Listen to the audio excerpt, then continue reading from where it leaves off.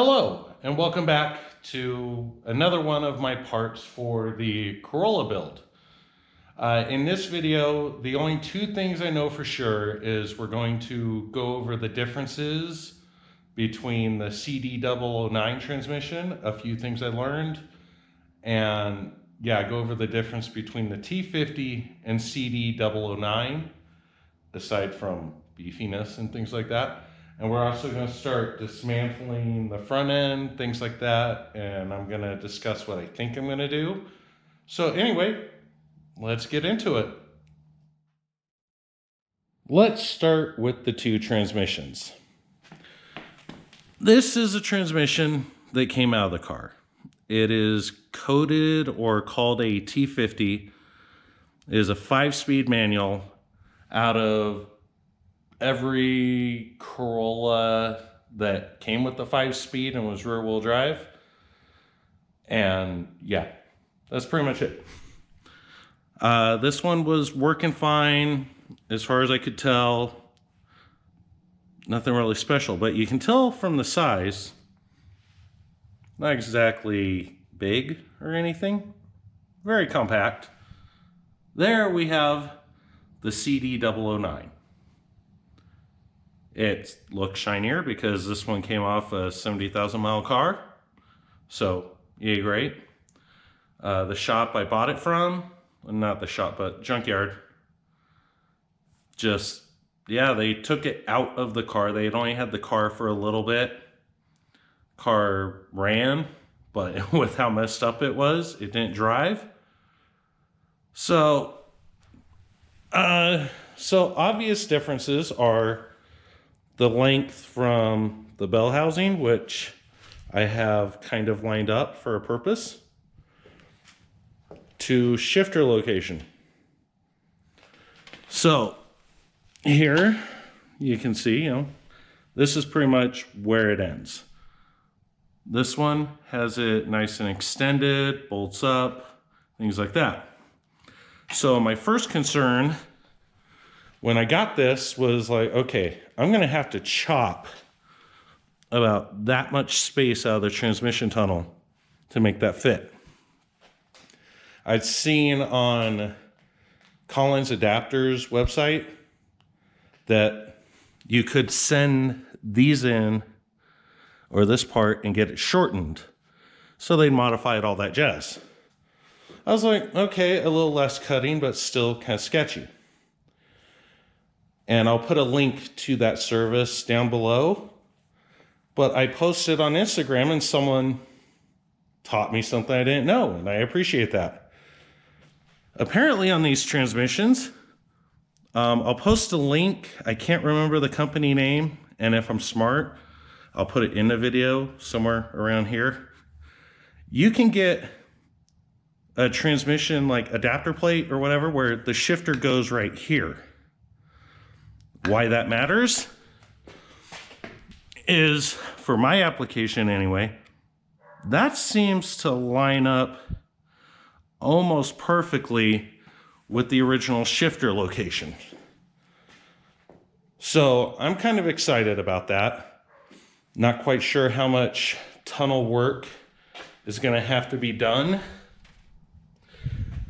because when I pulled this one out, there was still room between the transmission and the tunnel. So I might be able to get away with that going in with just like maybe a little bit of hammering. So excited about that. Things I've still got to learn about is this has a, what was it, like a clutch slaveless, or, a different way to engage the clutch. And I am not as familiar with how all this works. So I'll have to look into that. I'm kind of hoping I'll be able to just run a line, or run a new line off of, correct me if I'm wrong, I keep getting terms wrong all the time, Clutch Master. It has a line running over to here, just, was it to about there? I'm wondering if I'll be able to just remove the old line because I cut it, the rubber. If I can just go to a hose shop, get a new one made with the right length and right connectors, I'll find out. But the transmission, fairly complete. I feel like I might end up using the old cross member, modifying it to that, well, to bolt to the holes. We'll find out. They did not include the slip yoke. Not surprising, but they're like 60 bucks online, so it's not insane. But yeah, I was kind of excited to get the transmission, see that, okay, I may not have to completely hack up the tunnel to make it fit. We'll learn more as we go. But if there's any other information anyone has for those of you watching that you feel like I would benefit from having on like adapters or different kits available for that transmission or just something, anything. There's a lot I don't know. I'll take any info. But anyway, that's my little tidbit on the transmissions, a quick little visual comparison. So let's get to actual work, start removing things. So before I get into just dismantling everything, I wanted to give an overview of what some of my plans are, aside from removing. Obviously, want to remove or misplace a bunch of the wires and wiper motor, things like that. Remove a lot of these things so I can actually, clean thoroughly and paint this engine bay. Another thing I want to do, and I think it'll work, is because since this engine is so much bigger, and I know I'm probably going to be moving it in and out quite a bit, what I'm contemplating doing is cutting, I'm assuming it's just the radiator support, whatever, or maybe not, whatever, cutting this, but I still want this here because I'm planning on using a hood latch. So I'm thinking of building a tab that can, on both sides, that I would later weld on here. So when I have to take things apart, have a nut on both sides of this so I can screw it in, have it nice and secure. So then it still gives me this to mount up to. I don't know. Any other ideas? I do not want to do hood pins. Really no interest in that. I prefer my cars not to have too many signs that there might be more going on. To be fair, most of my cars don't look too pretty anyway, so people don't think much of them. But yeah, any advice, feel free. Let's move on to take everything apart.